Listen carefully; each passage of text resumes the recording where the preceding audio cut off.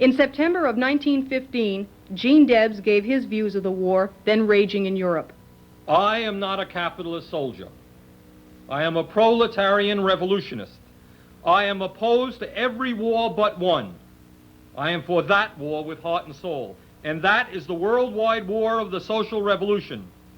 In that war, I am prepared to fight in any way the ruling class may make necessary, even to the barricades.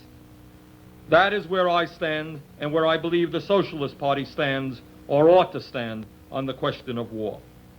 In June of 1918, with American troops now fighting in Europe, Debs spoke to a socialist gathering in Canton, Ohio. In this, his most famous speech, he outlined the socialist opposition to the war and gave his unqualified support to the Russian Revolution, which had just taken place under the leadership of Lenin and Trotsky. This was also the speech for which he was sentenced to jail.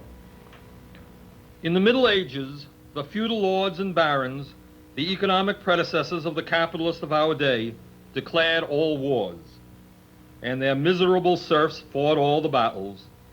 The poor, ignorant serfs had been taught to revere their masters, to believe that when their masters declared war upon one another, it was their patriotic duty to fall upon each other and to cut one another's throats for the profit and glory of the lords and barons who held them in contempt. And that is war in a nutshell. It hasn't changed. The master class has always declared the wars. The subject class has always fought the battles. The master class has had all to gain and nothing to lose, while the subject class has had nothing to gain and all to lose, especially their lives. The ruling class has always taught and trained you to believe it to be your patriotic duty to go to war and to have yourself slaughtered at their command. But in all the history of the world, you, the people, have never had a voice in declaring war. And strange as it certainly appears, no war by any nation in any age has ever been declared by the people.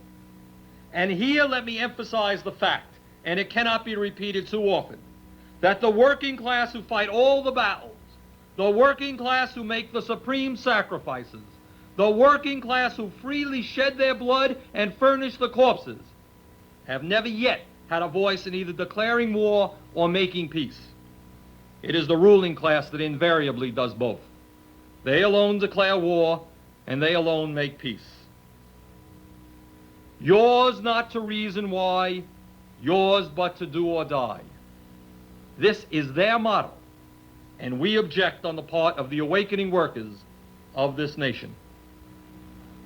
2 weeks after he gave his Canton, Ohio speech, Gene Debs was arrested and charged with violating the Espionage Act.